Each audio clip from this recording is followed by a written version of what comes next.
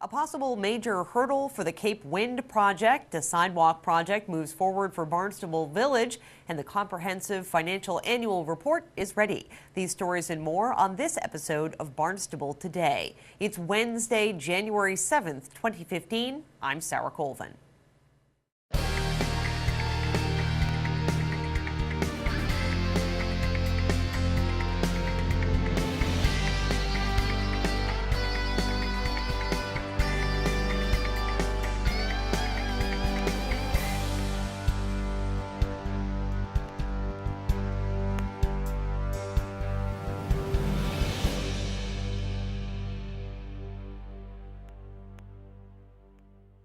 In a move that could spell the end of the Cape Wind project, utility companies NSTAR and National Grid have terminated their contracts to buy power from the planned project. The contract termination was spurred by Cape Wind's failure to secure financing and begin the project by the end of 2014, both of which were terms of the original power purchase agreement. Cape Wind has invoked the force majeure clause in its contract, saying ongoing litigation classifies as a circumstance beyond their control. Cape Wind first proposed construction of 130 wind turbines in Nantucket Sound back in 2001.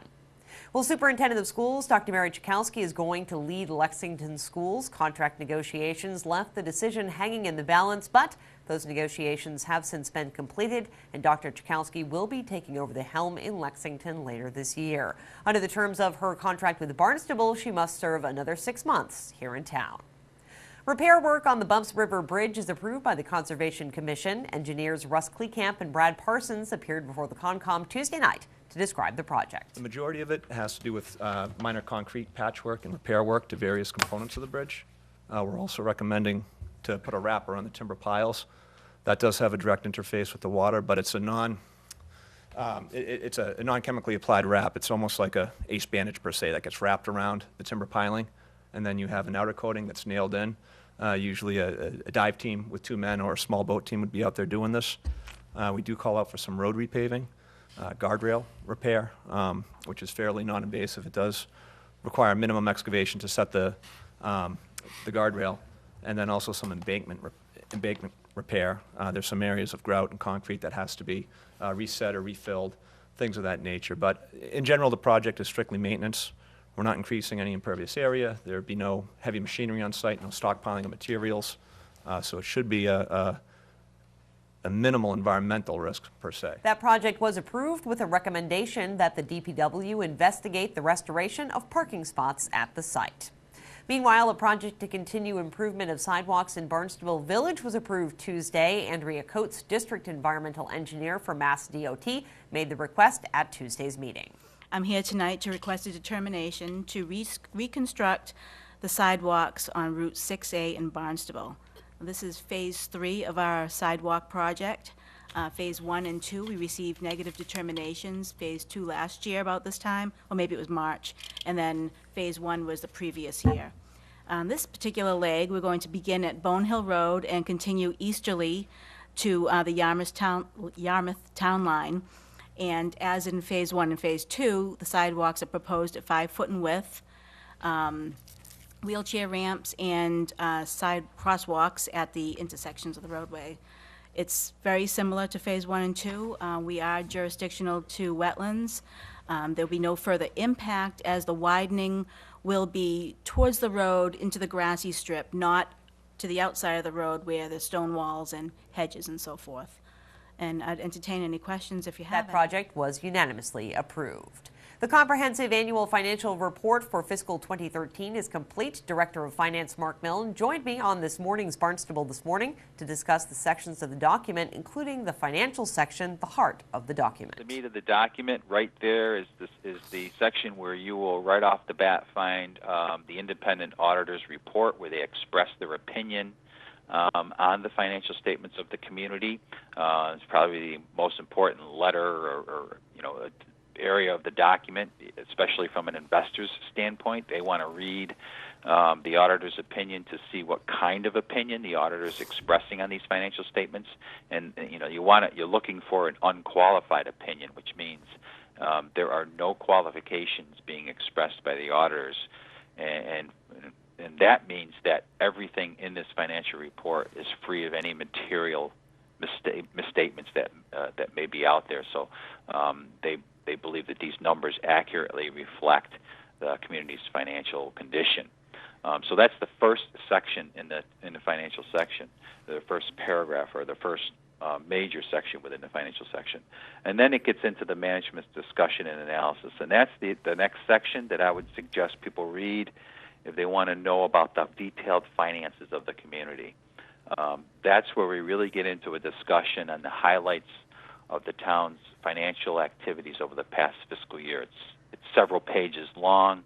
It talks about a lot of different financial activities that took place, changes in assets, changes in liabilities, changes in fund balances, comparisons with the previous year, et cetera. And I think it helps the reader, as we said before, rather than looking at a page full of numbers, this section describes how those numbers changed and why. Indeed, and then it goes on to your basic financial statements, which there are a varied amount of these that all explain kind of different things that give a picture of different financial settings in the town. Right, yep, and that's those are the basic financial statements, which include things like the statement of net position and statement of activities and statement of cash flows, et cetera.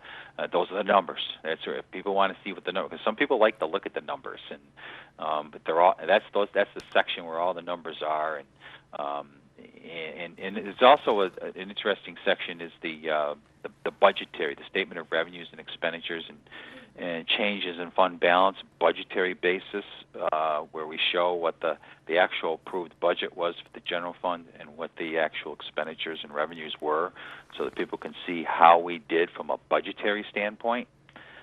Because we report multiple bases. We use multiple bases of accounting when we're reporting things. We use cash basis, which is a budgetary basis, and we use a full accrual accounting basis, which many of the other statements are based on. And that's all described, what those bases mean in the report.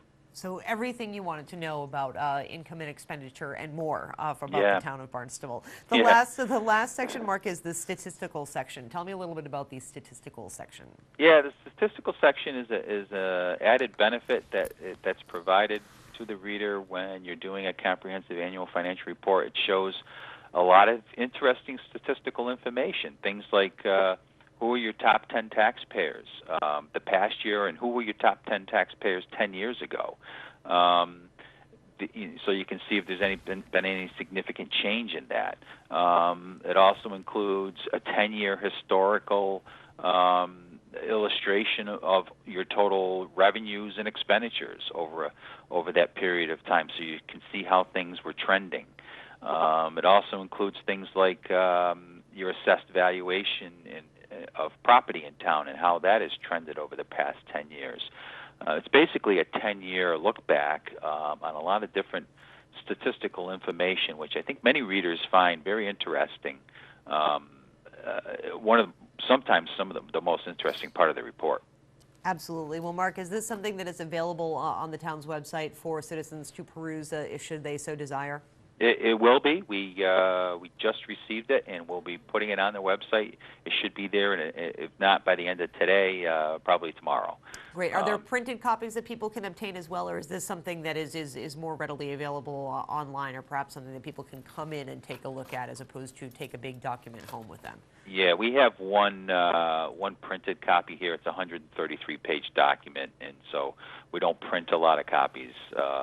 But it will be available online if they want to take a look at it. Tune in to Barnstable This Morning Wednesdays for the next few weeks as we continue our analysis of the Comprehensive Annual Financial Report. And tune in to tomorrow's Barnstable This Morning. We've got Bill Cronin of the Greater Hyannis Civic Association, Glenn Cannon of the Cape Cod Commission, 5th Barnstable District State Rep Randy Hunt, and Town Council President Jessica Rapp-Grassetti, 7 a.m. on Channel 18.